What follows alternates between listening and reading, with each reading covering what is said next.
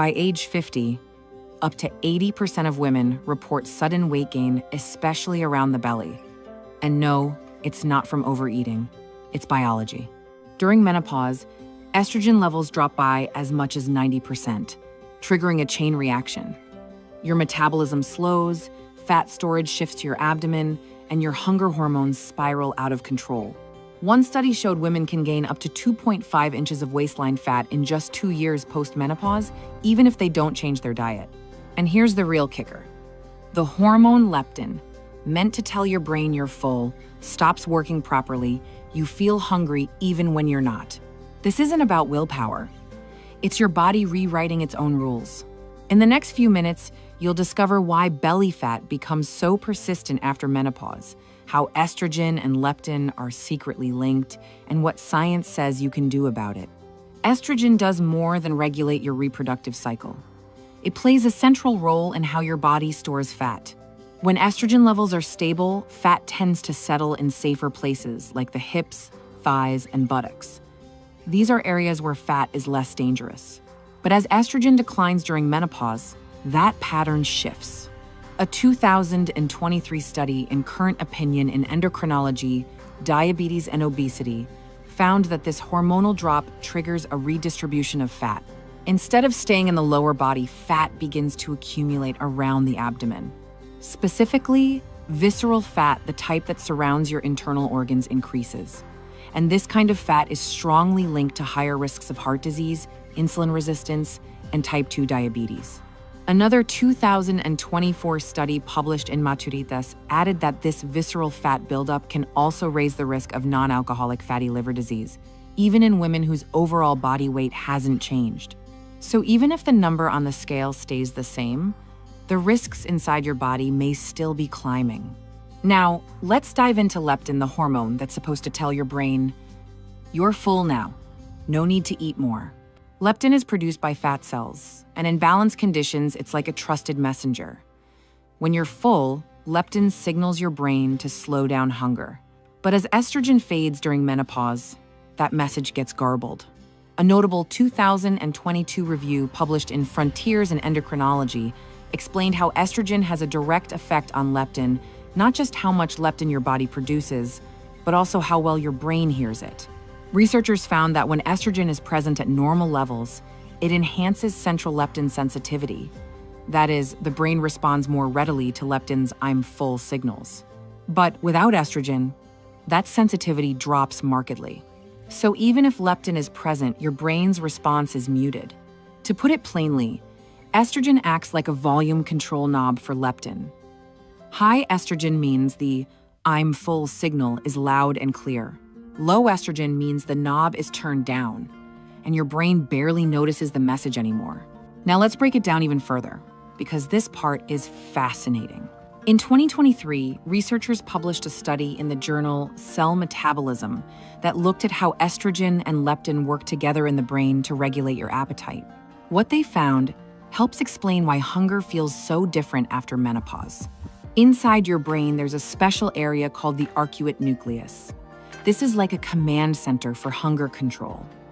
Within this area, there are special nerve cells called POMC neurons. You can think of these as your body's natural stop eating switches. When they're activated, they tell you that you've had enough food. Here's where it gets interesting.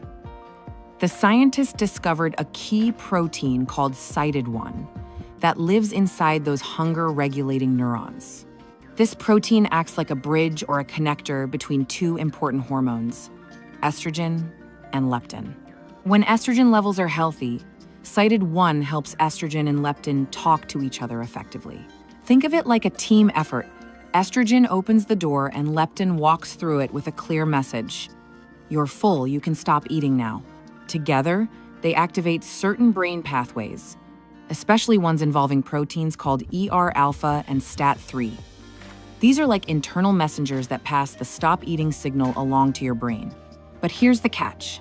Without estrogen, which is exactly what happens during and after menopause, this entire communication system breaks down.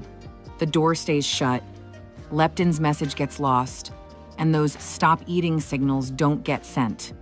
The result? You keep feeling hungry, even if your body doesn't need more food. Even if your fat cells are producing more leptin, your brain isn't responding to it like it used to. That's called leptin resistance. And this may be one of the major reasons why it becomes so much harder to manage your appetite and your weight during midlife. In simpler words, estrogen and leptin don't just operate in parallel, they partner up within special brain cells. When estrogen is low, that partnership weakens, and your feeling of fullness can vanish, even after you've eaten enough. So, what does all of this mean for you? Estrogen helps leptin do its job by boosting how your brain responds to feeling full.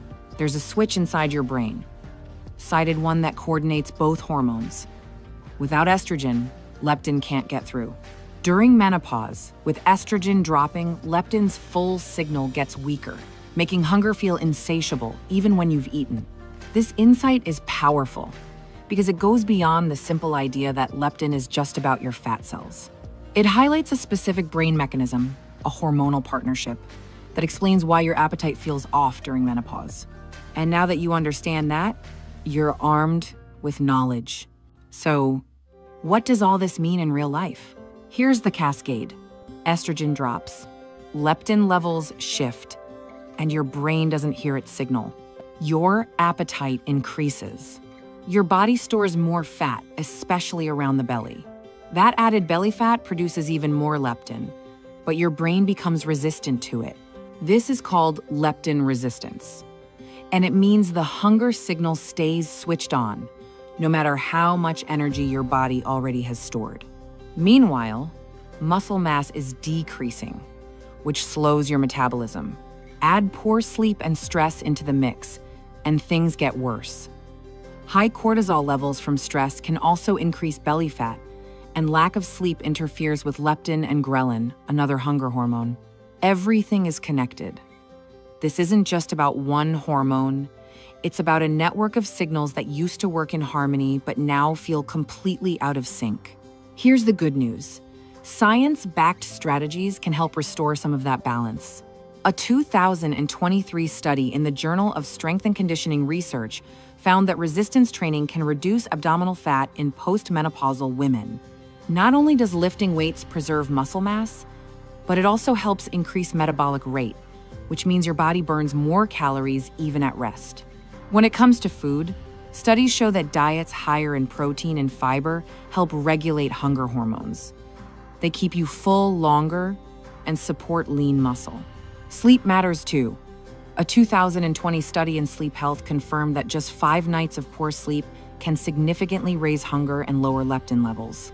And yes, hormone replacement therapy known as HRT can make a difference. A 2021 study in Menopause found that women using transdermal estrogen patches had less visceral fat than women who did not use HRT. The study concluded that HRT may help prevent the internal fat shift linked to menopause. Other medical options like GLP-1 receptor agonists, such as semaglutide and Ozempic, have shown promising results. A 2024 clinical trial found that women using both GLP-1 medication and HRT lost up to 30% more belly fat compared to women using GLP-1 alone. These tools aren't magic pills, but when combined with lifestyle changes, they can significantly shift your trajectory. Let's say this clearly. This is not about failure. Your body is not broken. It's adapting. The old rules, eat less, move more, don't work the same way anymore, and that's because your hormonal environment has changed. You're dealing with a body that stores fat differently, processes hunger differently, and moves through energy differently. This doesn't mean you're out of control. It means your biology has shifted, and now it needs a different approach. You have the right to understand what's happening inside your body and to respond with compassion, not shame. Now I want to hear from you. What questions do you have? What parts of menopause, hormones, or weight gain do you find the most confusing or frustrating? Are you wondering how long it takes for hormone therapy to actually affect your appetite? Do you want to know if it's possible to reverse leptin resistance without medication? Are you curious about what kind of workouts are best for building strength and burning fat in midlife? Or maybe you've tried everything and nothing seems to work, and you're ready to understand what the science really says about your body? Whatever it is, I want to hear it. Share your thoughts, your questions, and even your struggles in the comments. Your voice matters, and your experiences help shape what we talk about next. This space is about giving you clarity, not confusion. It's about helping you understand your body on your terms with real science, not myths or empty promises. And if this video helped you feel a little more seen, a little more supported, or just a little more informed, don't forget to like this video and subscribe to the Midlife Balance Institute. We're building a community of strong, smart women who are ready to reclaim their health and thrive in midlife. So hit that like button, subscribe, and turn on notifications because we're just getting started. And your next chapter? It's going to be informed, empowered, and unapologetically yours.